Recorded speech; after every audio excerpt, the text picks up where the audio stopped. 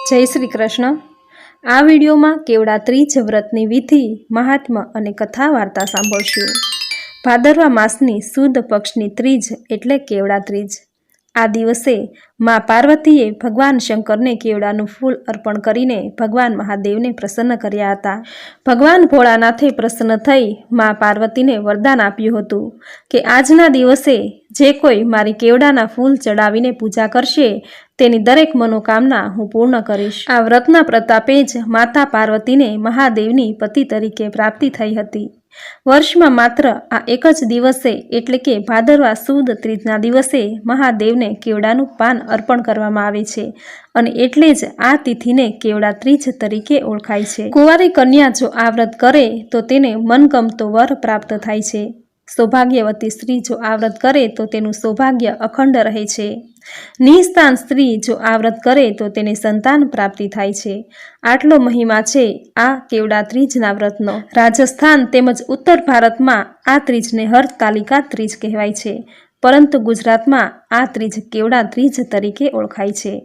એક પ્રાચીન દંતકથા અનુસાર કેવડાના પુષ્પે બ્રહ્માજીના જૂઠાણામાં સાક્ષી પૂરી હતી અને એટલે જ મહાદેવે તેને પૂજામાં અસ્વીકાર કર્યો છે। પરંતુ વર્ષમાં માત્ર આ એક જ દિવસ એવો છે, આ દિવસ એટલે ભાદરવા સુદ ત્રીજ। આ દિવસે મહાદેવને કેવડાનું પુષ્પ અર્પણ કરવામાં આવે છે। અખંડ સૌભાગ્ય, મનગમતો વર અને સંતાન પ્રાપ્તિ કરાવતું આ વ્રત સર્વની મનોકામના પૂર્ણ કરવા વાળું છે। વ્રત કરનારે સવારે વહેલા ઉઠી સ્નાન આદિ કાર્યથી પરવારી સુંદર રેશમી વસ્ત્ર, સુંદર અલંકારોથી સજ્જ થવું, હાથમાં જળ લઈ વ્રતનો સંકલ્પ કરવો, પ્રથમ ભગવાન શ્રી ગણેશનું પૂજન કરવું, ત્યારબાદ માટીમાંથી શિવલિંગ અને મા પાર્વતીની પ્રતિમાનું નિર્માણ કરી તેની સ્થાપના કરવી અને પ્રભુ શિવ અને માતા પાર્વતીની એક સાથે પૂજા કરવી। દેવી પાર્વતીને સૌભાગ્યના શણગાર જેવા કે બંગડી, માળા, સિંદૂર, ચૂંદડી વગેરે અર્પણ કરવા, મહાદેવની પૂજા કરી તેમને કેવડાનું પુષ્પ પાન અર્પણ કરવું। માટીની મૂર્તિ કે શિવલિંગ બનાવવું શક્ય ન હોય તો મહાદેવના શિવલિંગ સાથે મા પાર્વતી બિરાજમાન હોય તેવો ફોટો કે છબીની પૂજા કરવી। બીલીપત્ર, અબીલ, ગુલાલ, કેવડાનું ફૂલ ચડાવી ધૂપ દીપ આરતી કરવી। વ્રતમાં ભૂલચૂક થઈ હોય તેની ક્ષમા યાચના કરવી। અખંડ સૌભાગ્ય, સંતાન સુખ માટે પ્રાર્થના કરવી। આ રીતે પૂજા સંપન્ન કરી વ્રતની કથા સાંભળવી કે પછી વાંચવી। આ વ્રતમાં ફળાહાર કરવું, રાત્રિ જાગરણ કરવું, આખો દિવસ કેવડાનું પુષ્પ સૂંઘવું તેમજ ભોળાનાથ મા પાર્વતીના ભજન કીર્તન કરવા। આ રીતે કેવડા ત્રીજનું વ્રત પૂરી શ્રદ્ધાથી જે સ્ત્રી કરે છે તેના સઘળા મનોરથ પૂર્ણ થાય છે। તો મિત્રો, આ હતી કેવડા ત્રીજ વ્રતની વિધિ, મહાત્મ્ય અને હવે સાંભળશું કથા વાર્તા। બોલો ભગવાન ભોળાનાથની જય। એકવાર નારદ મુનિ નારાયણ નારાયણ કરતા હિમાલય પાસે ગયા। હિમાલયે આવકારો આપ્યો અને કહ્યું, આવો આવો દેવર્ષિ નારદ, પધારો। પછી તો હિમાલયે પાર્વતી માટે યોગ્ય વર શોધવા નારદજીની સલાહ માંગી, વિનંતી કરી કે આપ કોઈ યોગ્ય વર બતાવો। નારદજીને તો આટલું જ જોઈતું હતું। તેમણે તો ભગવાન શિવજીના બે મોઢે વખાણ શરૂ કર્યા।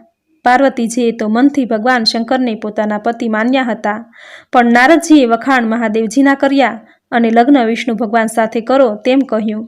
તેથી પાર્વતીજીને અત્યંત દુઃખ થયું। પાર્વતીજીએ પોતાની એક ખાસ સખીને આ વાત કહી અને નક્કી કર્યું કે આપણે ક્યાંક જતા રહીએ। એમ નક્કી કરી લાગ મળતા જ બંને વનમાં જતા રહ્યા। ખૂબ ચાલવાથી થાકી જવાથી એક ઝાડની નીચે બેઠા।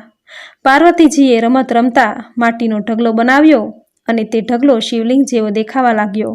તેથી માટીથી ઢગલાને બરાબર શિવલિંગ આકાર આપી વગડાના ફૂલ, બીલીપત્રો અને કેવડા શોધી લાવીને ભગવાન શંકરના બનાવેલા શિવલિંગની પૂજા કરી।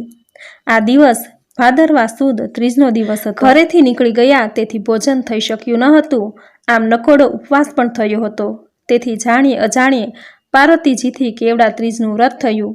શિવલિંગની પૂજા કરવાથી તેનું મન પ્રફુલ્લિત થઈ ગયું અને પાર્વતીજી ધ્યાન કરવા લાગ્યા। ભગવાન શિવજી તેની પૂજા ભક્તિ જોઈ ત્યાં પ્રગટ થયા અને પાર્વતીજીને કંઈક વરદાન માંગવા કહ્યું। પાર્વતીએ કહ્યું, દેવ, આપ ખરેખર પ્રસન્ન થયા હોય તો હું વરદાન માંગુ છું કે આપ મારા પતિ થાવ। ભગવાને તથાસ્તુ કહ્યું અને તે અલોપ થઈ ગયા। આ બાજુ સાંજ સુધી પાર્વતીજી આવ્યા નહીં, તેથી હિમાલય તેને શોધવા નીકળ્યા અને ફરતા ફરતા જ્યાં પાર્વતીજી હતા ત્યાં આવ્યા।